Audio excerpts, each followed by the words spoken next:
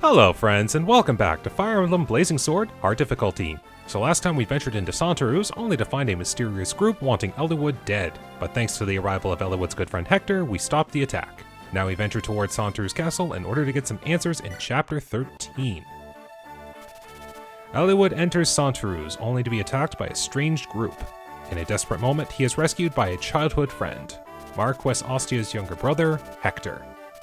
The assailant's leader reveals that an unknown party seeks Eliwood's head. Eliwood cannot help but think this is related to his father's disappearance.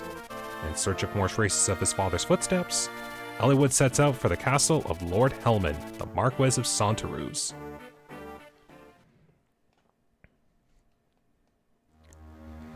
And now we begin Chapter 13, In Search of Truth. We got the ominous music playing here. Something's about to happen, I can feel it. Master Ephidel, what is the meaning of this? Peace, Lord Helman. Whatever is wrong? You said you were just going to frighten Eliwood.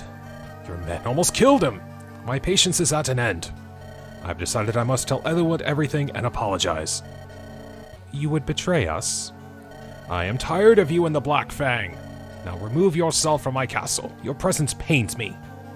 Lord Helman, is there nothing I can do to change your mind? Nothing! In that case, you are no longer of any use. Yeah, apparently the Black Fang get rid of all obstacles quickly. There's the castle, Eliwood. We have to speak with Lord Helman. And then we got this guy here. That's not gonna happen, laddie. Who are you? Who am I? Ah, boy, you'd do better to worry about yourself. You'll be worm's meat before much longer. You think so? I think my axe will change your mind. Ha! The cub thinks he's a wolf. Does your bite match your bark? Tell you what, if you make it to the castle alive, we'll find out, huh? Funny how that armor knight just appeared out of nowhere, but hey, that's Fire Emblem logic for you. Alright. Hey you, yeah, the new dog. Get this right or you're gone. I know. I just got this job. I don't want to lose it. Of course, the smart thing to do would have been not to get involved with this ugly bunch. Gotta have gold if I want to eat, though. I was too picky before. If I think about the time I passed out in Kalen, oh, nothing funny about that. That man, what was his name? Matthew? If I hadn't been for him, I would have starved to death. What are you mumbling about? Get over here now. Yes, I'm coming. At least I got work. So this guy mentioned Matthew, so he's probably a new recruit. Oh, there's a bunch of new faces. Alright. Nice to be working with you, Storm. As a journeyman knight of Foray, I'm here to serve Lord Eliwood and you, Storm. I await your command. Alright, so this map here is still pretty simple. We got a couple of villages in the north corner and down here. We definitely want to visit this one, though, and I'll explain a little bit more of that when we get around to it. So I want to take some time to make sure I get to there. So I'm gonna have... it's better probably if I have Dorcas... Oh, he still couldn't do it. So we'll have Bartray go here. We'll have Oswin. Yeah, we'll have Oswin go here. If I planned that better, I probably could have had Dorcas with the hand axe, but Dorcas can take a hit and let the eat the archer's hit. And then down here, what do we got? A couple of bandits. Yeah, nothing I haven't handled before. So we'll do that. What do we got? Oh, we got more archers. I put Lowen here. Yeah, I should be able to withstand the initial assault. As long as I just dodge the bandits first, I should be okay. Then we'll have these guys do the trade. I'm just getting Eliwood an iron sword so he doesn't have to keep using his rapier. The rapier will be much more useful in the upcoming chapter. Okay, looks fine. So yeah, we got Sarah as a healer now, so we don't have to expend a lot of vulneries. Can they seriously stop attacking Marcus? It's like they got a death wish or something. I mean, I get it. Lowen's in a forest, and Marcus isn't, so they have a higher chance at hitting. Okay, Lowen's got the first assault figured out. And a slightly less accurate steel weapon, so I'd have to be a little bit unlucky to take a hit. Okay, a little hit here, but Rebecca's gotten a bit of level up so far, so shouldn't be too difficult. I want to make sure I get to the villages before those bandits, because they're programmed to actually attack the villages and then pillage them. Okay. Or maybe it's this one that just got reinforced. I don't know. Oh yeah, so this is the guy that was talking before the fight started. Ghee is his name. I know it says Guy, and I don't know if it's Guy or Ghee, but so just kind of like the mercenary class, they're sword-based footlocked units. Now, in the case of Ghee here, he comes with the very dangerous Killing Edge, which is a critical hit increase weapon. So you definitely don't want to be facing that down. And he's got a lot of skill and speed on him, so if you end up facing him in combat, chances are you're going to take 2 hits, and with increased chance of critical hit, you're probably going to bite it. And we don't want that. So I will have to play that a little bit more carefully. But in the meanwhile, we got this initial assault here to take care of. So I'm actually going to have Lowen come down here. Now, the thing with steel weapons is they do have a lot of weight to them, so if the unit's constitution is lower than the weight, they lose attack speed. Because of that, that's how Lowen was able to perform 2 attacks. We'll get Eliwood in here. Yeah, that'll do. Nicely done. Alright, I'll get Marcus over here. We'll eventually deal with that secret book. Alright, who needs it more? We'll see what happens. Let's go, Hector. There we go. Takes care of that. Alright, first level up of the map. What do we got? Ah, that works. I mean, I'm okay with seeing low numbers get slightly higher, so in this case, him getting skill is good. Alright, but that means I can move Matthew and Sarah full speed ahead. And since this isn't Lin mode, I actually will care about how my staff wielders use their staves.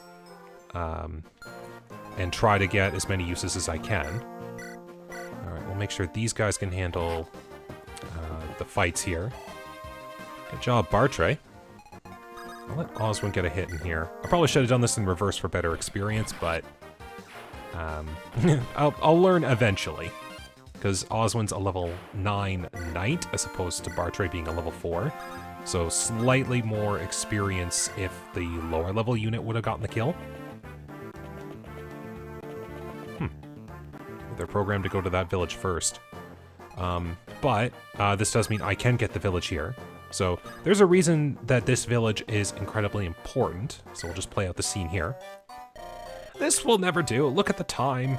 I must leave for Kalen now, or my business will be ruined. Time is money, after all. Hurry, hurry. Rush, rush, rush. What's this? Did that man drop this? So we got a torch here, but more importantly, that set us up for a side quest chapter. Now, if you remember in Lin mode, there was a side quest where we went to recover Ninian's ring. Those are all completely optional chapters, but they usually have items on them that are really good to get. Actually, I should probably... What do we got here? So yeah, the side quests,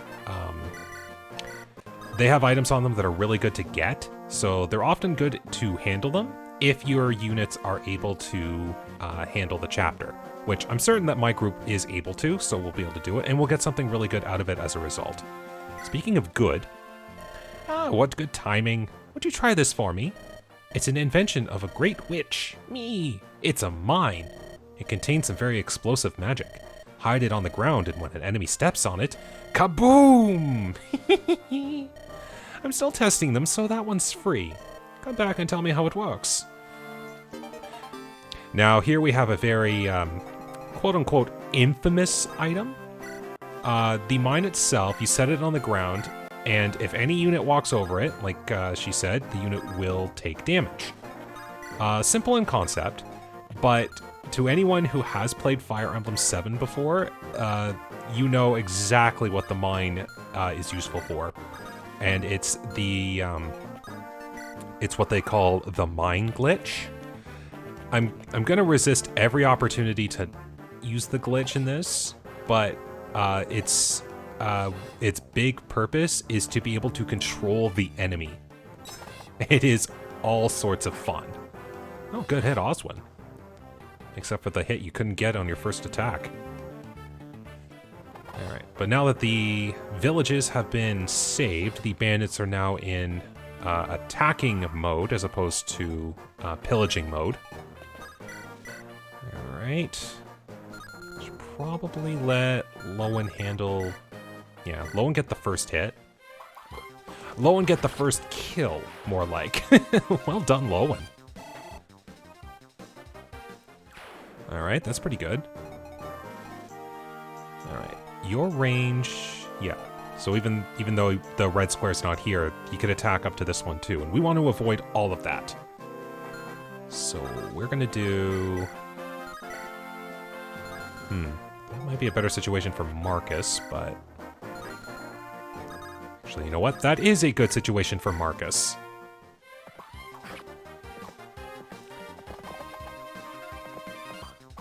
Just use Marcus to thin out the numbers here a little bit, without it being too dangerous. So then what I can do, I can have Eliwood wait on the castle, which is great for being able to dodge units. Okay, that's still out of range of... Still out of range of Ghee. Could go there. Yeah, create a bit more of a wall here. Matthew can stay there. Keep Rebecca and Sarah back. Now up here. Okay, I'm gonna have Oswin do... Yeah, I'm gonna have Oswin do this. This breaks down the snag, so now these three have a bridge over here. But the bandit mercenary here would be able to attack going across the bridge, so I'm gonna have Oswin bear the first brunt of that attack. And meanwhile, Bardre continues to do well with the hand axe. Well done. Okay, and then we'll just move Dorcas over here. There we go. That's using your knights. Double attacks mean nothing if 2 times 0 is 0. Okay, I was fully expecting this, but it's not too bad. So yeah, if you swap around your weapons when you're trying to figure out combats, it leaves it on whatever weapon was last planned out. So all my talk about trying to avoid using the rapier, and I end up using the rapier by accident. Alright, but I did lure the archers in. That's good.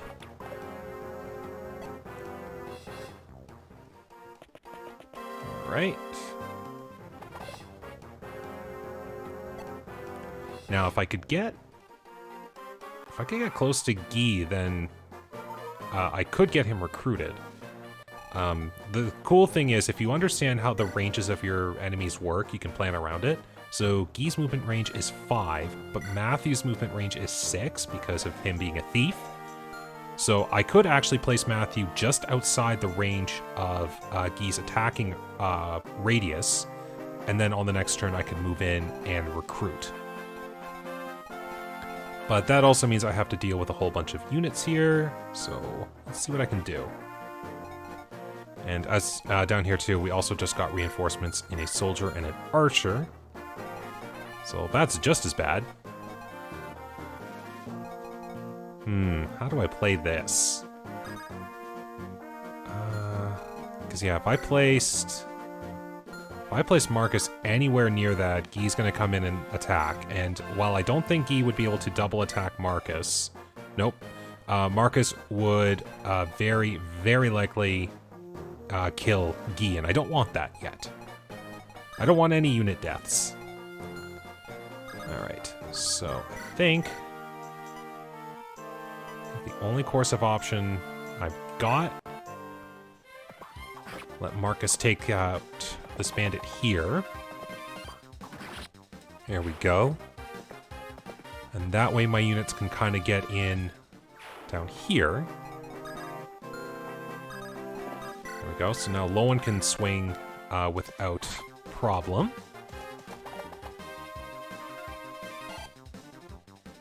That's pretty good. Alright, what do we got here? Okay, Eliwood can take this archer down, and really take him down. Now, in order for that to have worked, I would have had to use the rapier, because the iron sword actually has 2 less strength, so I'm okay with that.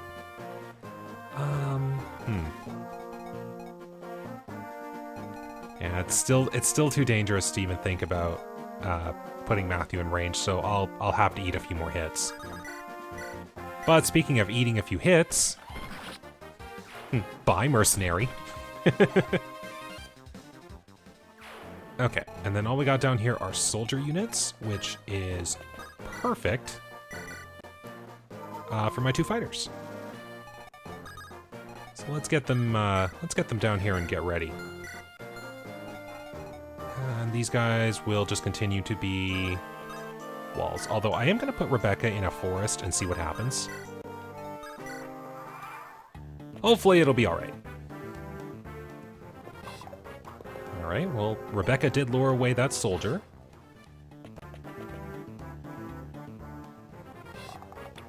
Okay, luck still be with me so far.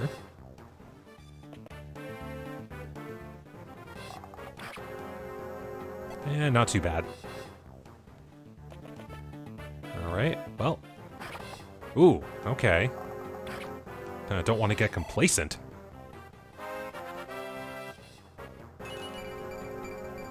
Hey, that's pretty good. Health still worries me, but hey, I got more stats, that's pretty good. What do we get here? Another soldier? Alright, and these are all Iron Lance. Okay.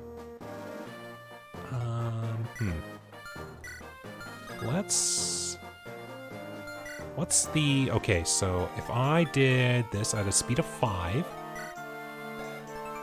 and these soldiers here basically have an attack speed of 0, so I'd even double attack with the steel axe. So we've got these guys over here. Now, Hector, you'd be in range if that went through, so we're gonna not have that happen. And down goes the soldier.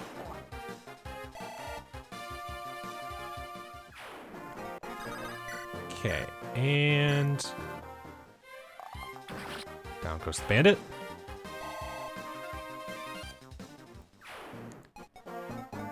Okay. Jeez, playing around this is so difficult right now. Okay, so I have a safe spot down there. So let's take care of this archer here. There we go.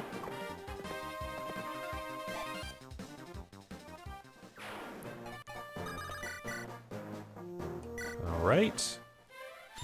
Eliwood, my man, you are just... Oh, wow, I don't even have the words to describe what I'm seeing right now. Okay. Now, how about... just got enough health.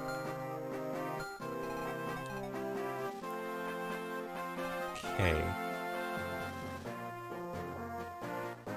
I could do something a little crazy here. So the soldier would only be able to attack Rebecca at 1 range. The archer would go there. That would put Sarah in range. Defense of 2 to an attack of 11, that's 9. I got a lot of speed, so it wouldn't be doubled. So I think I'm gonna do this. This way Rebecca gets healed up. Sarah would only be able to take 1 hit.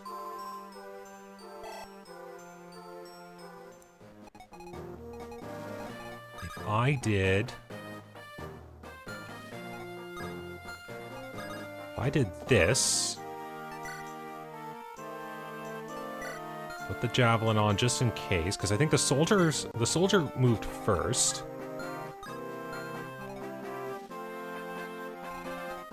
Now, how about you? You have an attack of 10 to a defense of 3, that's 7.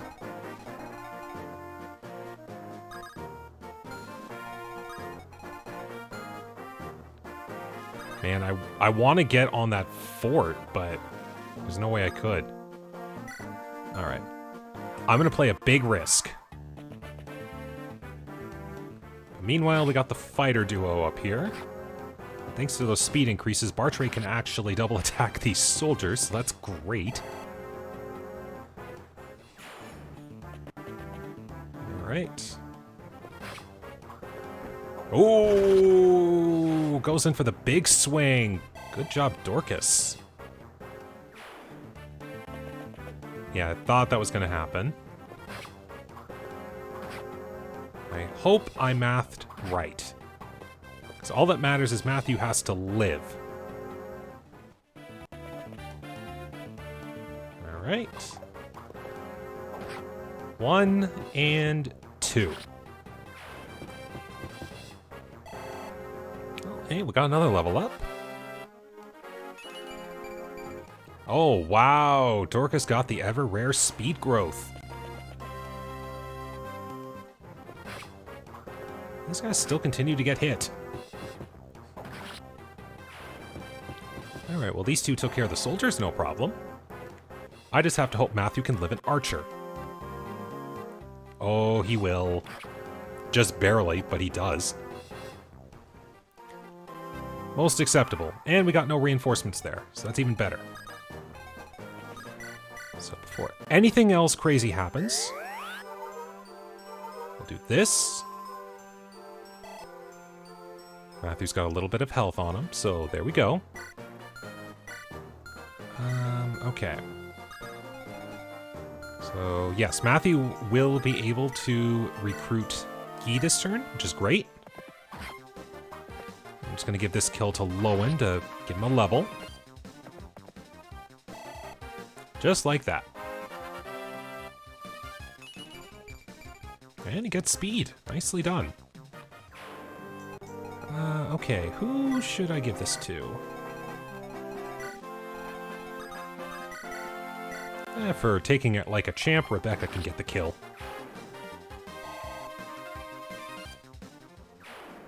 Alright. Now we can get in here and recruit. Hold on. You. I know you. Isn't your name Ghee? Is that you, Matthew? What a pleasant surprise. How's your sword work coming? You are aware that this isn't the best place to be catching up, aren't you? You and I, we're on opposite sides here. What? Are you saying you're gonna fight me? Well, yeah. I've much improved. You can't beat me. You're quite a terror, Ghee. Well then. Hold on. I think I'd prefer it if you were paid what you owed me. Huh? Last time I saw you, I gave you food. If I remember correctly, you said you'd owed me your life. I only said that because you said you'd feed me if I did. I hadn't eaten in 10 days and you were cooking meat. This isn't fair. The people of Sakai never lie. Isn't that right, Ghee? Fine. I finally found work and now I have to throw it away. This is all your fault. However, Ghee still stays loyal to the army afterwards, so all is good. But now we have the dangerous killing edge in our possession.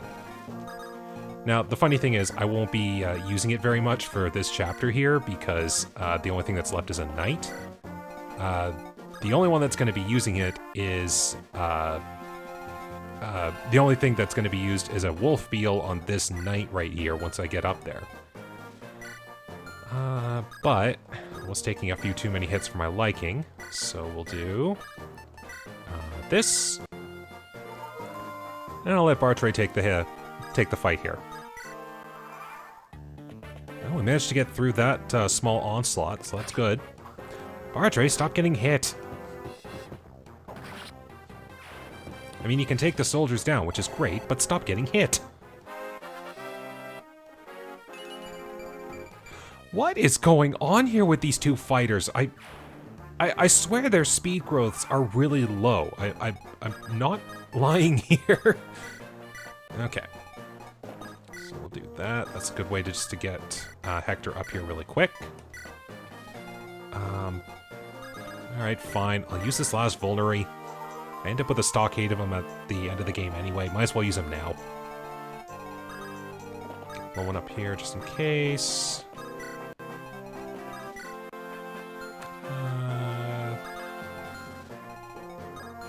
Sure, why not? I'll just keep bringing my guys forward. Don't think there's any further reinforcements I have to deal with. There we go. Like a champ.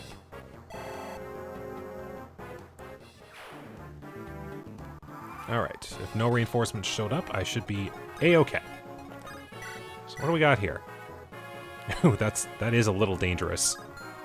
So what we're gonna do, I'm gonna have the boss attack Hector, and that way I can retaliate on the rebound. Now, who has an inventory? Ghee does. And you don't. Yeah, gonna be doing a little swapping around here, since I sadly don't have a way to store items, so I have to do a little rework here before the end of the chapter. But we got a boss here. Come on out, we're here. Well, well, well, you survived, I see. You'll find that I'm a bit tougher than those fools you faced before. What have you done with Marquez Santaruz? You'll want to know? You'll have to best me first. Ouch. Well, nice hit.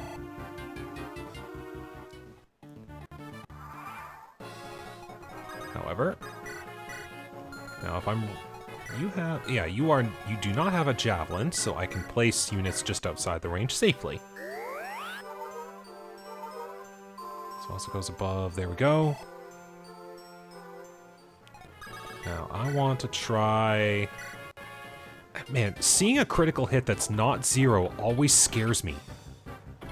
Okay. We're gonna do... I want to be able to give Hector this kill, because it's perfect for him. Alright, so we'll go up to here. Now, they sell some good weapons here that I really want to get. Specifically, a bunch of hand axes. Now, I'll have to wait a little bit to get some other things.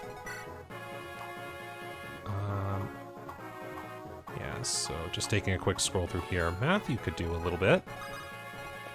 So let's work on that. Okay.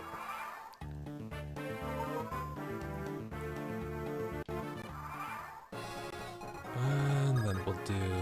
Yeah. Ghee's not needed, but I'm going to get a couple of javelins here. Not as necessary right now, but just in case. I do suppose I can take one of those hand axes off Ghee right now. What have we got in the vendor? Vulneraries and heals. I actually don't really need those right now. It's not... Yeah. Nope, it's Dorcas. There we go. So I actually want Matthew to have this. If you remember what I did with the torch in Lynn's chapter, you'll understand exactly why I gave the torch to Matthew. Let's get Hector healed up here and get ready for a second attack.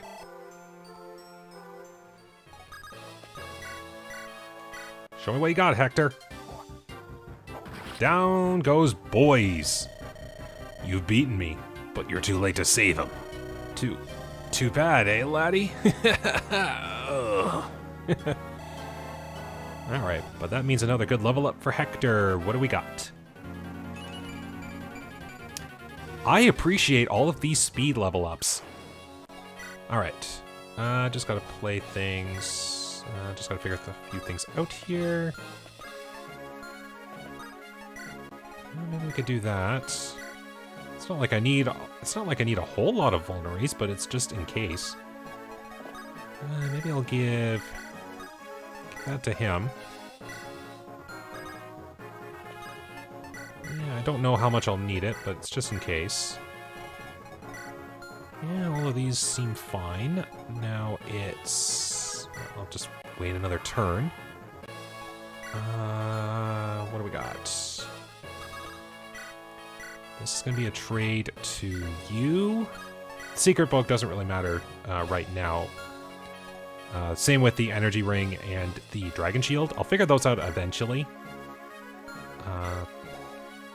Okay, Steel Axe is good. Javelins aplenty. That might, yeah, give one to... Yeah, give one to Marcus. It helps that Paladins can wield virtually every weapon.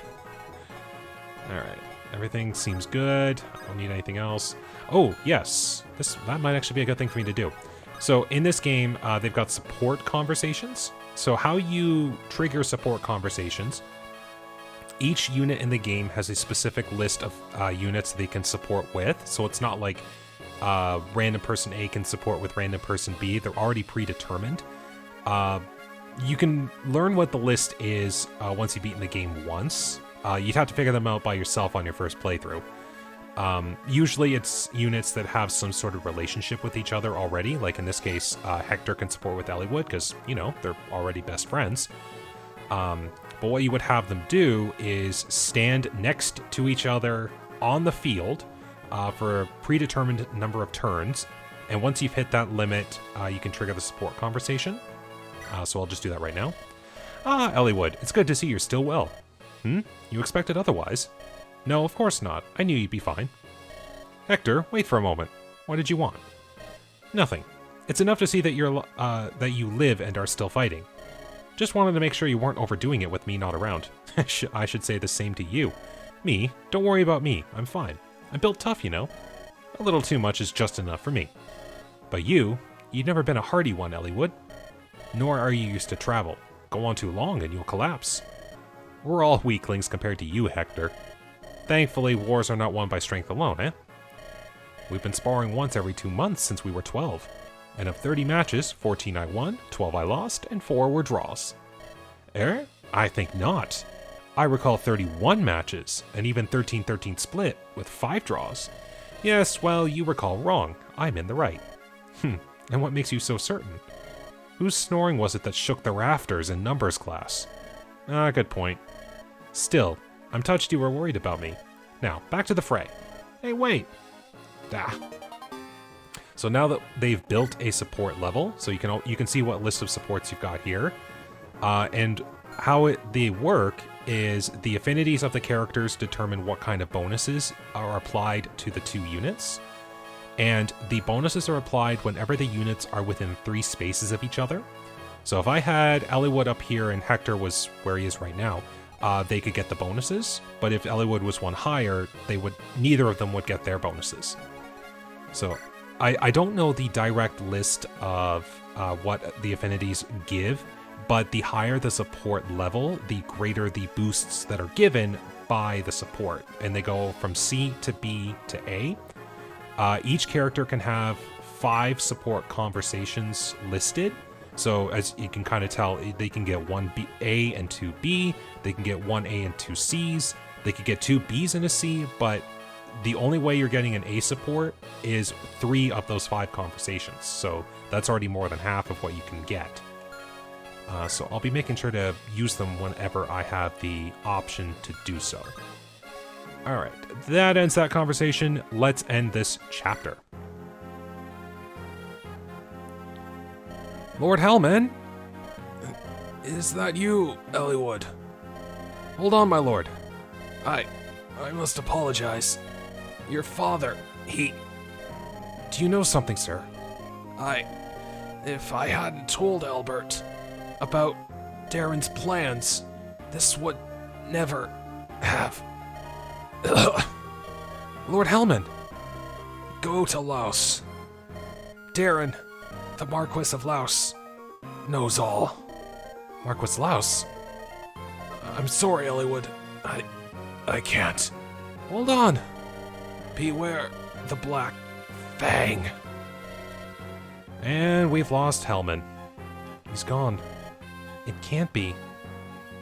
If you remember the Black Fang, that was the group we met in Lynn's Tale 2, so their reach is now the main part of this story. Lord Hellman, why? Why did this happen? Blast, what is going on? We go to Laos. We must speak to the Marquess of Laos, Lord Darren. You're right, we should leave quickly. I'm not sure how far we can get today, but I can't sit still. Pardon me. If I may, who are you? I'm the steward of Santaruz. With our lord gone, what are we to do? First, you must give Lord Hellman a proper burial. After that, I'm sure the Lycian Council will have to meet. Stay here and defend the castle until you hear more. I understand. Let's go. We must keep moving. Yes, and now we seek answers for Marquess Santaruz, too. Lord Hellman, may you find peace. Now, as you remember, I did say this triggered a side quest. This upcoming side quest has to do with that character that we met in the village. And we will experiment with that on the next part. So, thank you very much for watching this chapter. There was a little bit more going on this chapter, and I liked that. Certainly had a couple of close calls, but at least I was able to math my way out of some of it, so I'm okay with that. And anyways, thank you very much for watching today. Take care, stay safe, and have a good day.